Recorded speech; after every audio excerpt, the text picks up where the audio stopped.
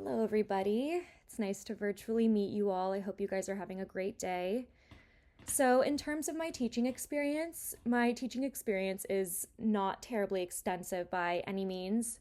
When I was pursuing my undergraduate degrees, I was a preschool teacher for a couple years, which was an experience I really enjoyed, and it definitely motivated me to pursue education as a career path.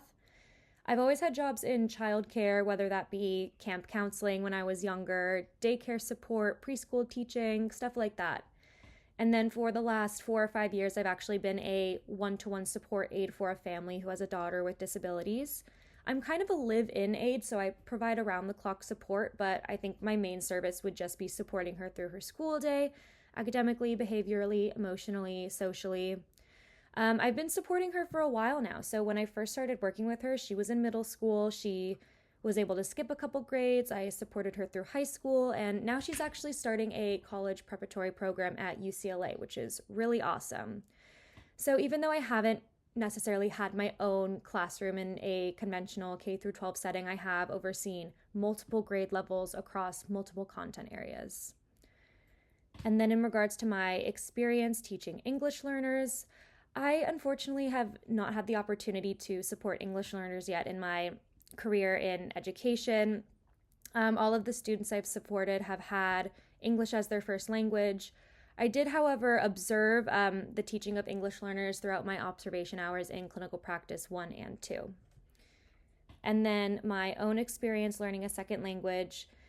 So I grew up in Los Angeles. I attended public schools for my K through 12 education, and I actually took about 4 years of Spanish, and unfortunately, none of it stuck, which is really sad, honestly.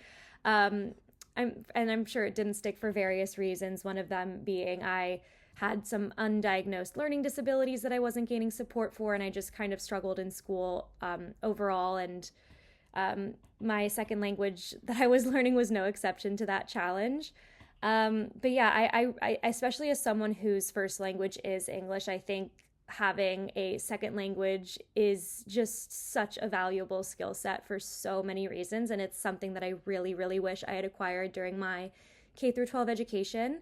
I have a lot of friends who attended immersion schools where they teach languages like Spanish and French within their core curriculum, and now they are fluent in those languages. And I think that's something that is so incredible. And if I were to ever have a child, that would be such a value of mine when we are pursuing their education.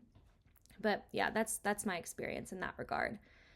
And then anything else I'd like my instructor and classmates to know about me, I'm currently pursuing my master's in education along with my special ed teaching credentials here at Alliant.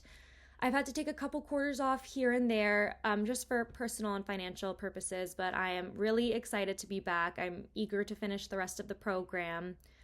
Other things about me, I still live in Los Angeles. I enjoy cooking and reading and writing and taking walks and hanging out with my friends.